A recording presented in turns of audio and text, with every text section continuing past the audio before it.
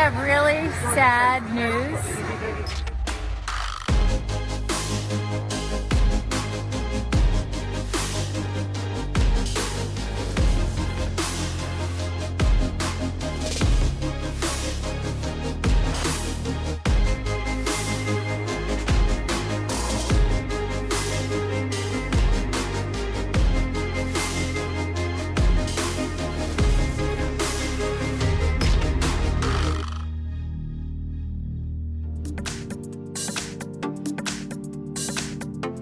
Hey guys, I'm Michael from Insta360. You may be familiar with some of our products that you've seen on the channel. You probably have seen shots from our X series camera. This is the X3 and this is the X4. This is like the most game-changing camera for outdoors sailing, because there's a camera on the front and there's a camera on the back. And the Insta360 software automatically combines both cameras together into one 360 image, so you never miss a moment. And the thing that people love most about them is the selfie stick that comes with it is 100% invisible. You see me holding it, but when you look on the camera screen, it automatically edits it out. And that's what gives you those crazy money shots where it looks like a drone is following you without the headache of having to fly a drone out on the water. Yeah, and the really cool part is how many different accessories we have for the cameras. So in addition to the selfie stick, we have hundreds of different accessories that you can use to match whatever activity you're doing. This one in particular for sailing and any sort of boating activity is essential. It's a clamp mount that will go on to, one end will go onto the boat, the other end you can clamp your selfie stick directly in here. And this is really important because it won't rely on a single quarter 20 mounted thread. In case you're in rough waters or anything like that, the camera will always stay stable. This is our flagship selfie stick. It folds up really compactly and it has a 1/4 inch thread down at the bottom. So you can take this and you can attach this to pretty much any other accessory that you want to mount it to. So highly recommend this if you're going to get our 360 camera. If anyone's interested in learning more, you can go to @Insta360 on any social channel or go to insta360.com to learn more. Thank you. Love our 360.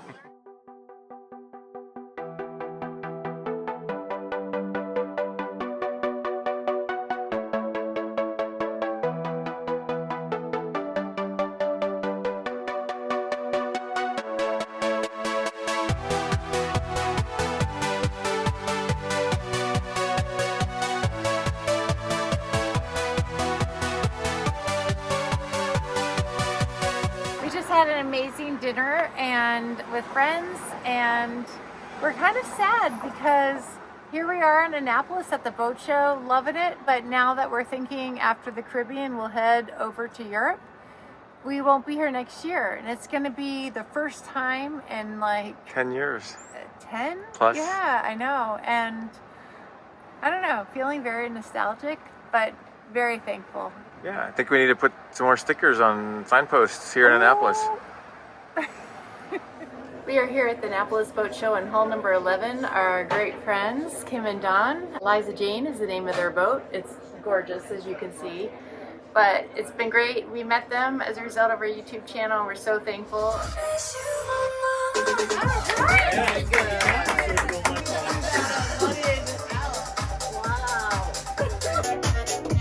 There you go. Oh, yeah. Wow. Yep. There you go. There you Wow. go. There you go. That was.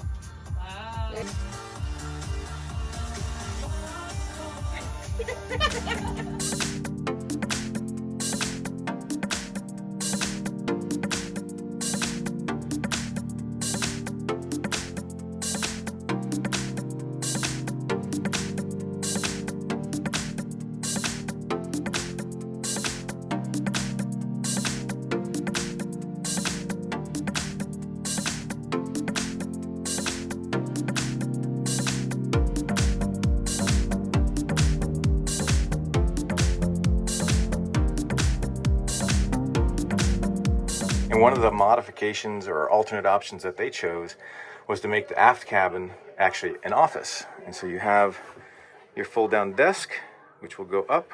And then they have this neat, nifty ottoman, which the back will fold down so you can create more space. And then this would come all the way out, and then you have a mattress that slides down so that you can still have a full cabin bed back here.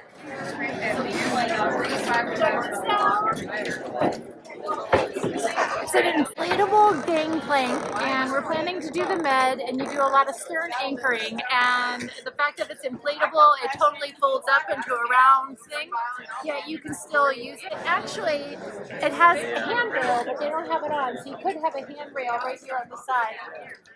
Wait, can you make it?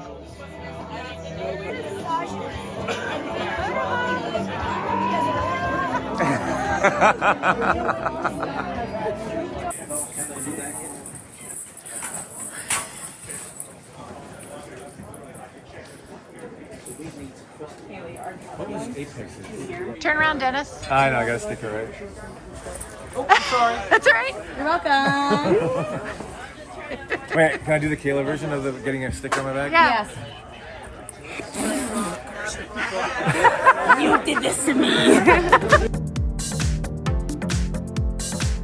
If our boat had gotten splashed before now, we would have hopefully have stayed on the front 40, and we would have been parking in this mess rather than having to Uber here from Anchor Yacht Basin. But look at how many dinghies there are.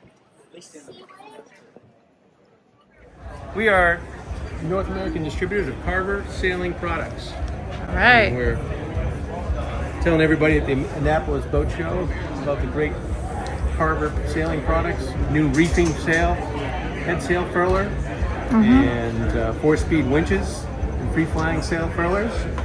And we're also the Plasmo USA distributor. Plasmo Oh yeah. Compass, life rafts, And accessories, and of course, last but not least, Watt & Sea hydro generators. nice. Very cool.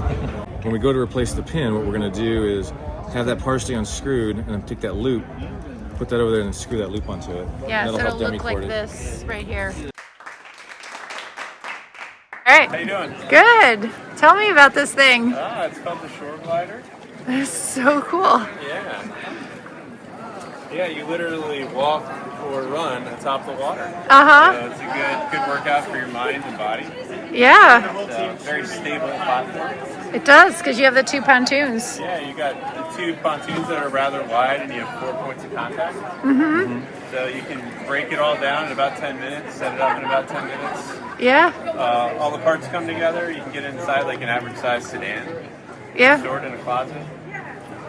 It's really good for your mind and body. Number one question, where do you steer? There's a rudder up here in the front, so you just dial in the azimuth that you want to go, Yeah. and it locks in, bring it Oh. on back to whatever azimuth you want, you go straight, and that's how you control steering. And why do you skip a hole here?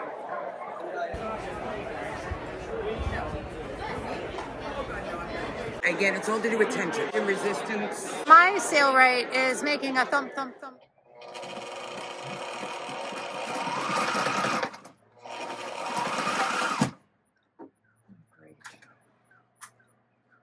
Now it sounds funny. Yep, I lost my thread. Did you hear that thump? Oh. I don't know if I've complained before about my Sailrite machine. It is great in terms of a portable machine. It's all metal parts, but it is finicky compared to any other machines I have used. They consider it to be a sail machine, but really the foot does not go that high up. So it's very difficult when you work on thicker pieces of fabric, really tricky. That's one of my biggest complaints with the Sailrite.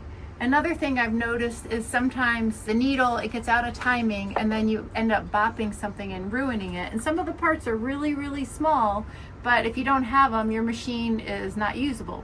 Since we're going to be out of the country, the US that is, for probably a year and a half this next go around, we took a lesson, so we knew how to do our own adjustments and got some great tips.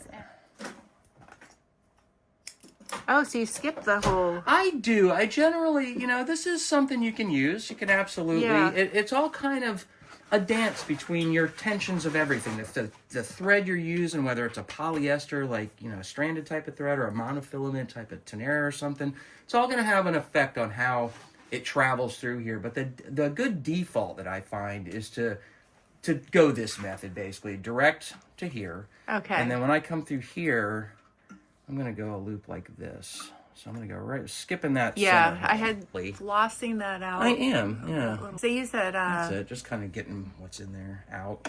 the fabric tape. That has to travel smoothly through that, and that is horrendous, and that's a real grabby scenario. And that just happened, you know, being on the boat. Things like this here, but yeah, you really want to.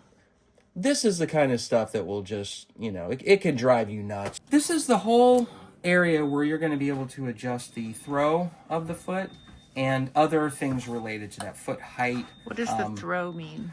How far and how this is going to walk. So you see how when you lift your foot up, your foot, you know, it walks in a motion here. You know, it's going like this. That motion can be changed and adjusted. Okay. That motion, you know, can get out of whack. That can have problems. Like, you know, your feet, this comes down, the feed dog comes up, they meet each other, and they pull back at the same time. And that's what, you know, you want it to do. You want that operation. Sometimes things can get out of whack, and when that does, that's occurring up in this area. This is not an area that I recommend that you really view, like, this area I recommend that you're messing with fairly frequently. You're going to adjust this tension up here. And one of the things I notice a lot of folks don't think is, like, you have to have a place to start with your machine. Like, where should this be? And that's where it should be. So kind of where the post is, like, So just nice flush. and flush here. The bobbin tension goes right along with this. You know, you really want to. Have you adjusted the bobbin tension? I did, but usually I just mess with this one. I find once I get the bobbin tension, I just leave it. That is something I do recommend. This one you'll monkey with. This one you will monkey with less, hopefully, because this just is. It's more difficult. Yeah. The feed dog, that's this bottom thing that moves right here. It is this right here, and that can be too aggressive. Sometimes the cost of that can be markings on materials. You can adjust that if you find that you're getting marks. Say that again. Kind of get the valley of the tooth right here between the teeth on the feed dog. Yeah. When I adjust this, I'm going to adjust it down to where it the does bottom of it is level with this plate. So what sticks up is just the teeth of this. I might go just a smidge above that. I think it's going to be about 2 millimeters. You want to do some type Yeah, I recommend a moisture displacement product like a WD-40. Very light spritz in here, not a whole lot, but just a little spray up in here. Just a shoot up there and a shoot there, and then go ahead and drop this down. Maybe have this off, maybe a little spray in here, and then seal her up.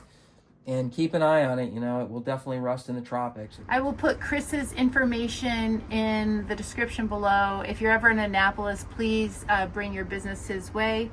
He is fantastic. I feel much more confident. Both Dennis and I attended the lesson, and so we both are able to do stuff. One thing he recommended, and I wish I had done this years ago, is this heavy duty wheel. Apparently it also helps for resale value.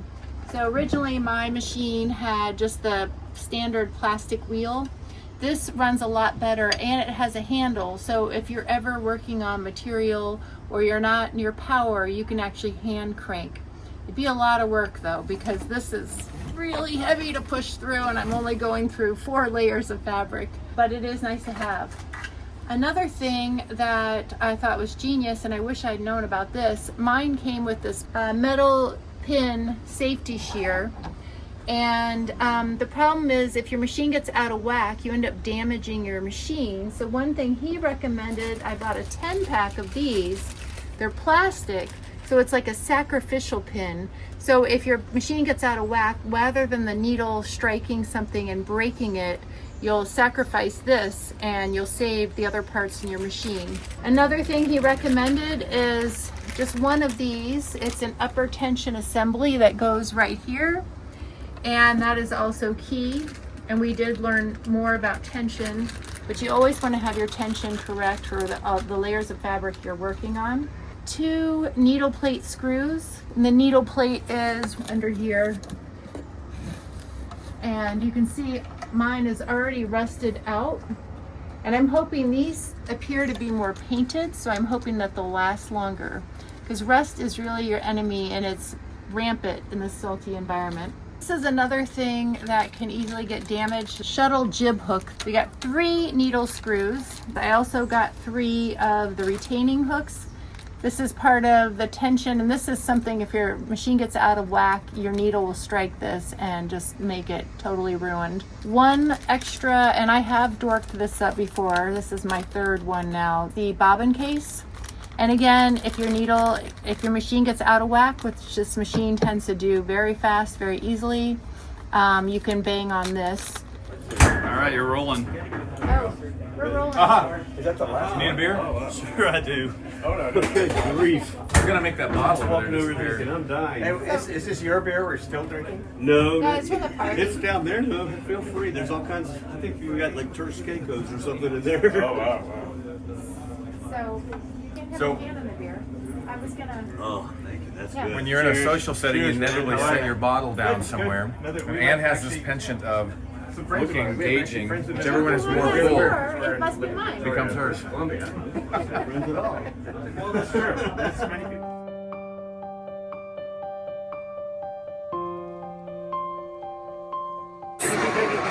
Pussers is going away at the end of October, so it's our last boat show with Pussers Painkillers.